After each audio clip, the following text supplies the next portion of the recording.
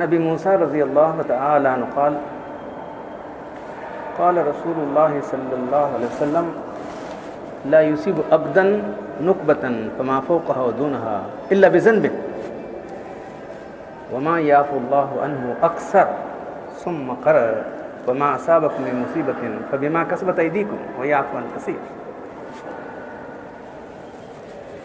ابو موسیٰ رضی اللہ تعالیٰ عنہ سے روایت ہے کہ اللہ کے رسول صلی اللہ علیہ وسلم فرمایا کہ کسی بندے کو جو کچھ تکلیف پہنچتی ہے چھوٹی ہو یا بڑی ہو، کسی بندے کو کوئی تکلیف پہنچتی ہے چھوٹی ہے یا بڑی ہے، وہ اس کے گناہ کی وجہ سے، اور اللہ تبارک تعالیٰ تو بہت سارے گناہ معافی کرتے رہتے ہیں، وما یعفو عنہ اکثر، اس سے زیادہ بہت سے گناہ معاف کرتے رہتے ہیں، ہر گناہ پر کچھ تکلیف نہیں پہنچاتے. تو آپ نے جو ہے سورہ شورا کی آیت تلاوت فرمائی وما اصابکم من مصیبت فبما کسبت ایدیکم، تمہیں جو بھی مصیبت پہنچی تمہارے ہاتھوں کی کمائی کا نتیجہ ہے. ویعفو عن کثیر، اور بے شمار گناہ کو معاف کرتے رہتے ہیں. کھل جاتے ہیں. کسی نے وہی پوچھا مجھے سوال کہ جو ہے مصیبتیں ہمارے گناہ کی وجہ سے آتی ہیں. صحیح بات ہے، مصیبتیں گناہ کی وجہ سے آتی ہیں، تو صرف ایک مصیبت ہی نہیں بلکہ تمام ہی ہماری چیزیں جو کچھ بھی ہم کو پہنچتا ہے وہ ہمارے گناہ کی وجہ سے. تو مصیبتوں کے اثرات کیا ہیں؟ مصیبتوں سے کیا ہوتا ہے؟ تو مصیبتیں کسی وجہ سے پہنچتی ہیں؟ گناہ کی وجہ سے. تو گناہ کی وجہ سے کیا ہوتا ہے یہ ہم کو جاننا ضروری ہے.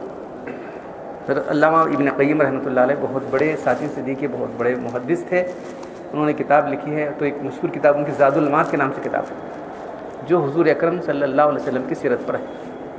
پھر دوسری کتاب ہے دوائے شافی. ایک آدمی ایسے لکھا ان کو خط، مصیبتوں میں گرفتار تھا، کیا ہے مصیبتیں ہم کو ایسے آ رہے ہیں ویسے آ رہے ہیں ویسے آ رہے ہیں. تو انہوں نے اس کے جواب میں ایک پوری کتابی لکھ دی دوائے شافی کے نام سے.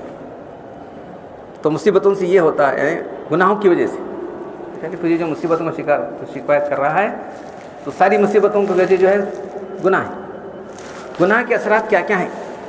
بہت سارے اثرات انہوں نے لکھے. تو یہ گناہ کو جب تک آدمی نہیں چھوڑے گا اس کی مصیبتیں کم نہیں ہوتی. اب بولیں گے نہیں سب نیک لوگوں کو مصیبتیں آتی ہیں، ایمان والوں کو بھی آتی رہتی ہیں. تو احادیث میں آتا ہے کہ جو مصیبتیں اہل ایمان کو یا صالحین کو آتی ہیں پہلے تو ان کے گناہوں کا کفارہ ہو جاتا ہے.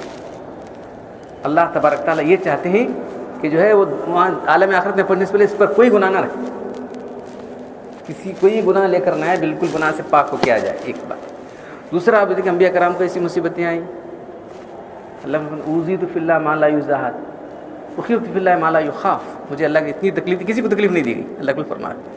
تو یہ ان کے رفع درجات کے لیے. ہم تو کہاں رفع درجات کی بات نہیں ہے، بس ہمارے گناہ معاف ہو جائیں، بس ہم کو ہمارے گناہ کی وجہ سے کوئی تکلیف نہ پہنچے بس. تو گناہوں کے اثرات اس پر انہوں نے پوری کتاب لکھی. گناہوں کے اثرات یہ ہیں کہ جو ہے ہمیں جو بھی مصیبتیں پہنچ رہی ہیں ہم لوگوں کو ہم یہ سمجھنا چاہیے کہ ہمارے ہاتھوں کی کمائی کا نتیجہ ہے. ایک بزرگ کہتے ہیں کہ جب میرے سے گناہ ہو جاتا ہے اس کا اثر میں اپنے بیوی بچوں میں دیکھتا ہوں، اپنے گھر بار میں دیکھتا ہوں، اپنے جانور میں تک دیکھ لیتا ہوں. جانور پر سواری کرتے ہیں، آج گھوڑا ستا رہی ہے، کیا بات روز چلنے والا گھوڑا ستا رہا ہے. تو گناہوں کے اثرات جو ہے پوری زندگی پر ہمارے حاوی. تو یہ عام اثرات ہو گئے گناہ کے اثرات. قرآن میں احادیث میں جا لے کر دیکھا جائے تو تمام ہی ہمارے جو کچھ معاملات ہم کو پیش آ رہے ہیں سب گناہ کی وجہ سے ہی. سمجھے آپ؟ ابی ہریرہ رضی اللہ عنہ قال قال رسول اللہ صلی اللہ علیہ وسلم ان المؤمن اذا اذنب ذنبا كانت نقطة سوداء في قلبه اذا تاب واستغفر ثقل قلبه والا زادت حتى تعلو قلبه وذلك الرهان بما قال الله تبارك وتعالى كلا بل ران على قلوبهم ما كانوا يكسبون.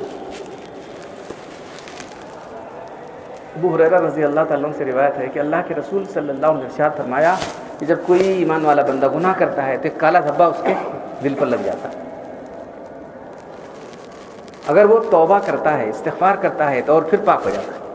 اگر نہیں چھوڑ دیتا ہے تو بس بڑھتا چلا جاتا ہے، اور ایک دھبا تو پورا دل جو ہے کالا ہو جاتا ہے. اسی کو زنگ کہا گیا. سورہ تطفیف کے اللہ تعالیٰ فرماتے ہیں کلا بل ران علی قلوبہم ما کانوا یکسبون. کچھ نہیں، ان کا دل زنگ آلودہ ہو گیا ان کے اعمال کی وجہ سے.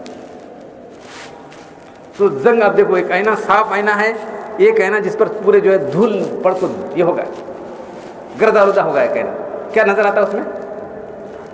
کچھ بھی نظر نہیں آتا جب تک اس کو پاک صاف نہ کیا جائے. تو ایک ایمان والے کو تھوڑا سا غلطی اور معلوم ہو جاتا ہے، میری غلطی یہ ہو گئی، میری غلطی ہے، ایسا پاک ہونے کی کوشش کرتا ہے. وہ گرد آلودہ، جس کا دل گرد آلودہ ہو چکا ہے، اس کو کیا معلوم ہونے لگا، وہ چل رہی گناہ پر گناہ چلا جا رہا. تو گناہ کے اثرات جو ہے، پھر اس کے بعد ایک گناہ کے بعد دوسرا گناہ کھینچ کے لاتا ہے. معلوم گناہ کے اثرات اتنے خطرناک ہیں، تو آپ جو ہے وہ کتاب پڑھیں گے تو حیران رہ جائیں گے کہ جو ہے کیا کیا اثرات ہیں. پہلے تو گناہ سے انسان کی عقل چلے جاتے ہیں. عقل وہی تمیز کرنے والی چیز ہے. انسان اور جانوروں میں تمیز کرنے والی چیز انسان کی عقل ہے، عقل ہی چلی جاتی ہے. لہم قلوب لا یفقہون بہا، ان کی عقل دل ہے لیکن دماغ ہے لیکن سمجھتے نہیں وہ لوگ. جب اللہ تعالیٰ فرمانا ان کے دماغ کام نہیں کر رہا ہے، انسان کا اس کا دل کام نہیں کر رہا ہے. ہاں، علم سے محروم رہ جاتا ہے، ہدایت سے محروم رہ جاتا ہے، اللہ سے تعلق ختم ہو جاتا ہے، نیک لوگوں سے تعلق ختم ہو جاتا ہے. ایک نہیں ہے، بے شمار پریشانی انسان کی لگ جاتی ہے. امام شافعی رحمۃ اللہ علیہ اپنے استاد جاتے ہیں کہ استاد مجھے یاد نہیں ہو رہا ہے. فاوصانی کہتے ہیں شکوت الی وکی سو حفظی، کیا کہ سبق یاد نہیں ہو رہا ہے، جائے گا بولے بیچارے جائے. وکی ان کے استاد تھے، محدث ہیں وہ استاد. فاوصانی بترک المعاصی، مجھے کہا کہ تم گناہ چھوڑ دو. فإن العلم فضل من الہی، علم کیا ہے؟ اللہ کا خاص فضل ہے. ولا یوتی لآس فضل اللہ، ولا یوتی لآس، ولا یوتی فضل اللہ لآس. یہ ایسا فضل ہے کسی گناہ کا نہیں دیتے اللہ تعالیٰ. تو کسی لوگ بیٹھے ہیں علم حاصل کرنے کی وجہ سے، وہ تو نماز پڑھ چلے گئے. علم جو اللہ کی خاص صفت ہے، اللہ کے جو صفات ہیں، اللہ کے جو نام ہے وہ اللہ کے صفات ہیں. اس کے اندر جو ہے خاص اللہ کی صفت کیا ہے؟ علم اور قدرت. جس کو ہر ایک کو مل سکے نہیں ملتا، ہر ایک کو علم ہر ایک کی نصیب میں نہیں ہوتا. کیوں سے دین کا علم، دین کی سمجھ سے محروم ہو جاتا ہے، دین کے علم سے محروم ہو جاتا ہے آدمی. معلوم کیوں محروم ہے لوگ؟ اس لیے کسی کو گناہ مبتلا نہیں لے، دین کے بنیادی باتوں سے محروم ہیں، دین کے صحیح عقائد سے محروم ہیں لوگ. معلوم کیوں؟ کسی گناہ کی وجہ سے. کوئی گناہ بس ہاں ایسی کوئی گناہ ہے جو اس طرح. تو جتنی بھی ہماری چیزیں جو ہم سے صادر ہو رہی ہیں، اچھا اللہ تعالیٰ قرآن میں صاف صاف فرما دیتے ہیں واللہ لا یہدی القوم الظالمین، ظالموں کو اللہ ہدایت دیتا ہے. واللہ لا یہدی القوم الفاسقین، فاسق ملائک. فاسق کون ہے؟ جو گناہ کبیرہ کرنے والا ہے. گناہ کبیرہ تو بڑی لگس معلوم. علامہ حافظ ابن حجر مکی رحمۃ اللہ علیہ کتاب لکھی زواجر کے نام سے، 468 گناہ کبیرہ لکھے انہوں نے. کتنے کے ہم لوگ اس میں مبتلا ہیں ہم لوگ. تو اللہ تعالیٰ کہہ رہے ہیں کہ جو ہے ان اللہ لا یضرب مثلا ما بعوضۃ فما فوق، اللہ تعالیٰ شرماتا نہیں کہ کوئی مثال پیش کرے مچھر کی، اس سے بھی کمتر ہے، اس سے بھی زیادہ مثال پیش کرے. ایمان والے کہتے ہیں کہ فَأَمَّا الَّذِينَ آمَنُوا فَهُمْ، یہ تو ہمارے آپ کی طرف سے اچھی مثال ہے. فَأَمَّا الَّذِينَ فَقُولُوا مَاذَا أَرَادَ اللَّهُ بِهَذَا مَثَلًا، یہ کیا ہے ایسی مثال ہے، مذاق اڑا دیتے ہیں. یضل بہ ویہدی بہ کثیرا، ایک ہی مثال سے اللہ بہت سے لوگ ہدایت دیتا ہے، بہت سے لوگوں کو گمراہ. وما یضل بہ الا الفاسقین، اور کسی کو گمراہ نہیں کرتا مگر فاسق لوگ اللہ گمراہ کرتا پازیٹیولی. معلوم ہدایت نہیں دیتا کرے گی واللہ لا یہدی القوم الفاسقین. وما یضل بہ الا الفاسقین، فاسق لوگوں کو اللہ گمراہ کرتا. فاسق کون ہے؟ پوچھو ڈیفینیشن، فاسق کی ڈیفینیشن کیا ہے؟ فاسق کی ڈیفینیشن گناہ کبیرہ کرنے والا یا گناہ صغیرہ پر اصرار کر رہے ہیں. گناہ کبیرہ کرنے والا یا گناہ صغیرہ پر اصرار کرنے والا فاسق کہلاتا ہے. اللہ نے اپنا قانون بیان کر دیا، ہم ہدایت نہیں دے رہے تو کیا ناس کر لیں. دیکھ رہے ہیں تو گناہ کی وجہ سے انسان کتنا اللہ سے دور ہو جاتا ہے، ہدایت سے دور ہو جاتا ہے. ہاں تو انہوں نے پوری کتاب ہی ہے اس کے اندر جو ہے ہم نے اپنی کتاب کے اندر ہدایت اور گمراہی کے اندر سب تمام اس کی گناہ لسٹ کی. انہوں نے دلائل سے لکھا ہے. گناہ کیا ہے؟ اللہ رسول کی نافرمانی. اللہ نے کام کرنے کو حکم دیا تم نہیں کر رہے، جس سے منع کیا وہ کر رہے. اللہ اور رسول کی نافرمانی گناہ. صغیرہ اور کبیرہ، صغیرہ کبیرہ کیا ہے؟ صغیرہ کا تو کرنا، کبیرہ تو نہیں کرنا، ایسا ہے. تو اس لوگ صغیرہ کبیرہ کچھ نہیں. صغیرہ کبیرہ کیا ہے؟ گناہ. اب بھی دیکھو باپ بوڑھا پڑا ہے، بیٹے ذرا پانی لاؤ، کون سا بڑا کام ہے وہ کچھ بڑھ چھوڑتے پیاسے طرف پر بوڑھا کیا تھی ذرا بڑا کام بولے تو مذاق کرتا ہوں، تو چھوٹے کام کو نہیں کرتا. چھوٹا بڑا نہیں ہے. کس کی نافرمانی کر رہے دیکھو تو اللہ کی نافرمانی ہے. وہ گناہ کے ایک دوسرے کے لحاظ سے کمپیئر کرو تو کبیرہ صغیرہ ہے, لیکن نافرمانی تو اللہ کی ہے نہیں. چھوٹے گناہ پر اللہ پکڑ سکتے ہیں. اللہ کے فرماتے ہیں وہ یا کر محقرات من الذنوب, کس کو کریں عائشہ چھوٹے گناہ سے بھی بچ, اس کی بھی اللہ کے پاس پوچھ ہونے والی ہے. سمجھے کیا؟ یہ پوچھ لیں گے کیا چلتا نہیں یار, چلتے کیا چلتا ہے, کون سا گناہ چلتا ہے, کون سا گناہ نہیں چلے گا, یاد رکھو پتہ نہیں اللہ کون سا پکڑ کیا کر سکتے ہیں. اللہ کی گرفت کس کو معلوم. تو آپ لوگ مخصوص لوگ بیٹھے ہوئے ہیں تو جو ہے پہلے سارے گناہ کو چھوڑنے کا ارادہ کر لو. سارے گناہ چھوڑو. سب سے بڑی ہدایت سے محروم رہے گا, اور کیا کریں گے.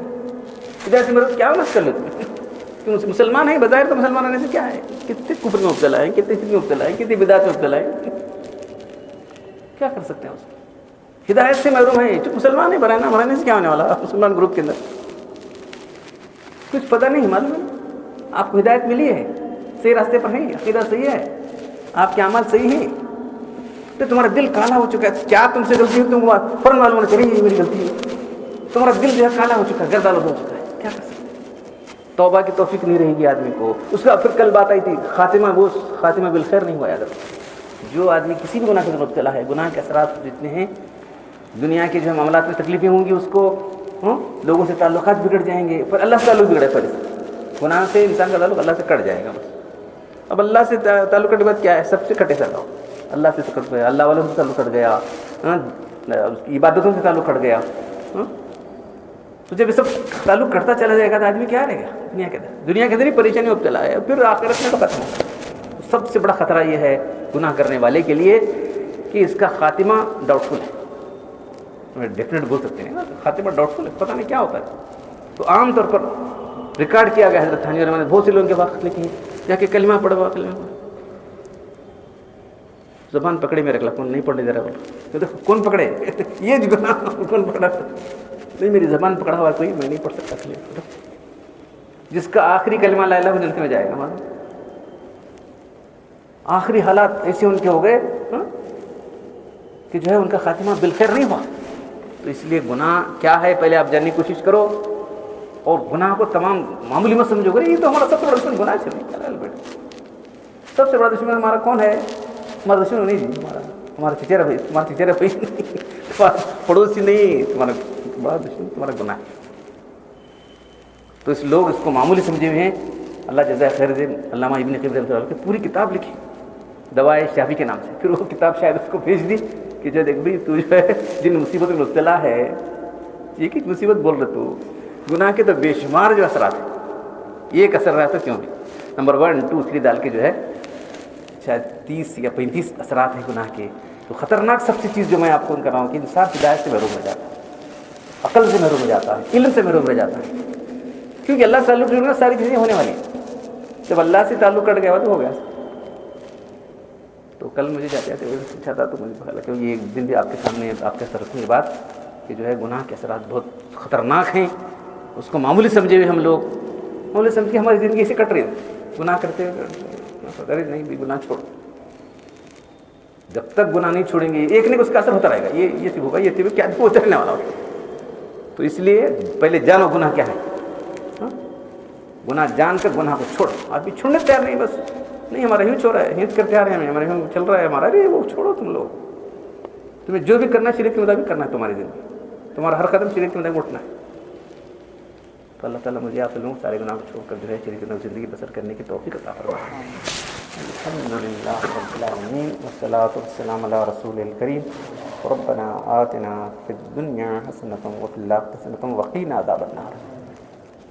ربنا ظلمنا انفسنا وان لم تغفر لنا وترحمنا لنكونن من الخاسرين. انت ولينا في الدنيا والاخره توفنا مسلمين والحقنا بالصالحين. ان الله وملائكته يصلون على النبي يا ايها الذين امنوا صلوا عليه وسلموا تسليما. سبحان ربك رب العزة عما يصفون وسلام على المرسلين والحمد لله.